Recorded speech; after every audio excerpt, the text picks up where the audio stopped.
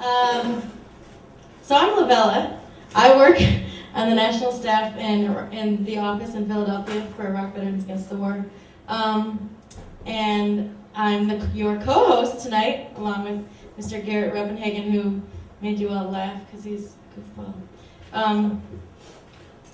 I wanted to talk a little bit about the Warrior Writers Project, which Garrett talked about. So what I will say is that you can buy this book over here. Rick Duncan can sell them to you. So I facilitated the workshop last night, and I've done, I guess, 5, 6 of them.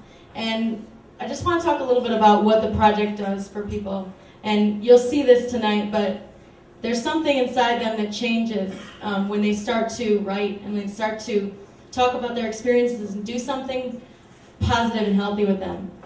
And that's what we're trying to do with the Warrior Writers Project and with bringing these stories to the public. So there's this thing in IVAW, you sort of know, for me anyway, working in the office, you sort of know people on paper, or you know where they live, you know their phone numbers. We get their applications into the office, and so we learn about them through that or through friends of, their friends. And so I didn't get to meet this person until this August, and he's an inspiration to a lot of people out there, and he has been. And especially after meeting him, I was really even more inspired. He's such a great and caring, thoughtful person.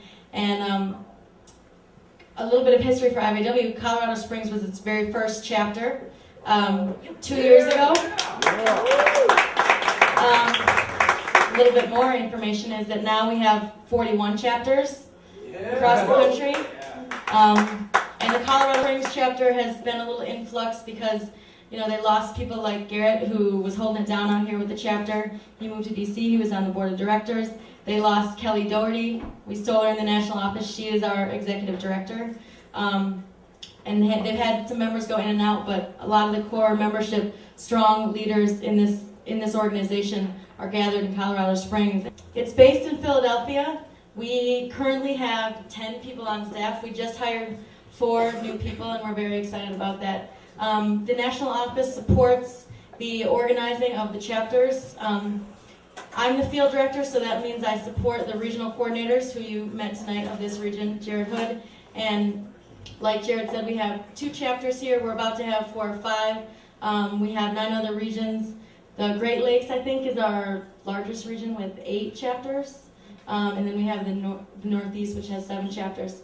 The national office is crazy.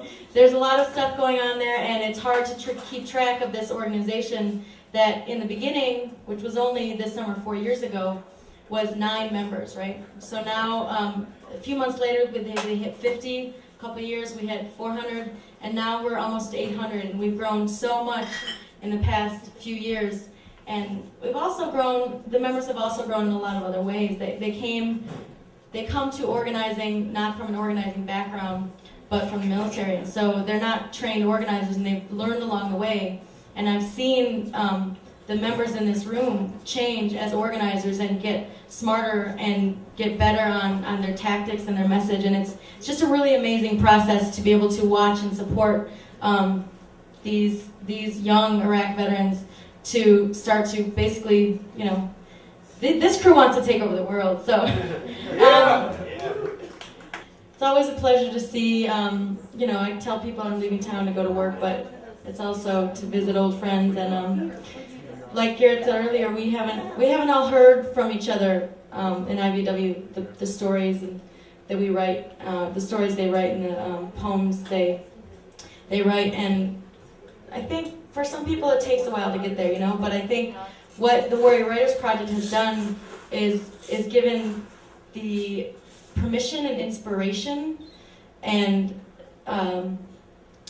the showing people that they're able to do this. A lot of people think that they'd never be able to do this, but if someone else is doing it and you know how awesome it is, it's like people want to be part of that, And so people come to Warrior Writers for different reasons.